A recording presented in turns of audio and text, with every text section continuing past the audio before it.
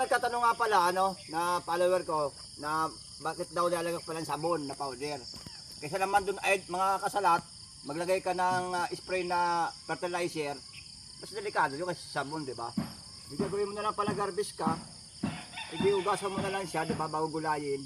Ganoon na naman yun, di ba? Mindset lang tayo. Kaya ito, mga tanim ko, ginagawa ko lang talaga, powder na sabon lang. Ayun, malapit ng harvestin to at pilitin, ibenta namin o gugulayin ko na lang ito. Ayan, ayan mga palibot. Dami yan, malapit ng harvestin yan. Tapos, mga kasalat. Ayun nga pala mga kasalat, may nagunda sa akin ng okra. Halaga 50 pesos bibili, kaya mamimitas ako. Ayun nga pala yung tanim kong kalabasa at ayan na gagawin kong pananim, kaya pinapatigas ko siya. At ayan na nga mga kasalat, para may pambili ng bigas o baon ng mga anak ko mga kasalat. Mahaba na yung iba, kaya gagawin ko na lang pananim yung iba, masalang mahaba na. Ayan mga kasalat, di bali mahaba na yung iba.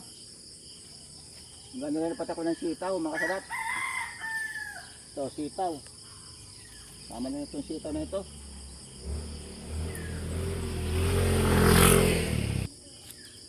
Yung iba ay napaka mahaba ng iba palanim na yung iba mga kasalat. Kaya hindi na siya pwede. Dami ko ng mga palanim na okra. Tapos mo na. Mga kasalat, tinutulungan ko pong mag-harvest ang aking papa.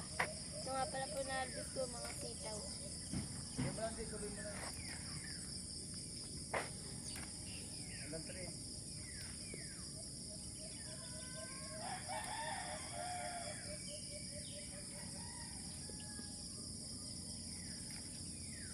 At ang baon-baon ko din po ito mga kasalat.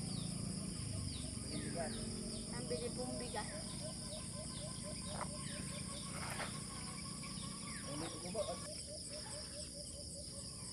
Nagputi na rin ng okra. At nagputi na din po ako ng okra.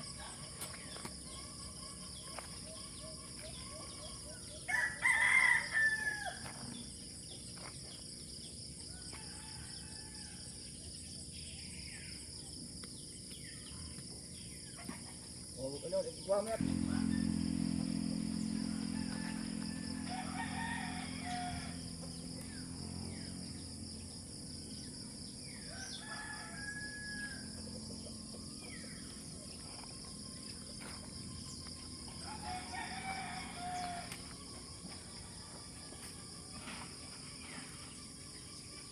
Dito na.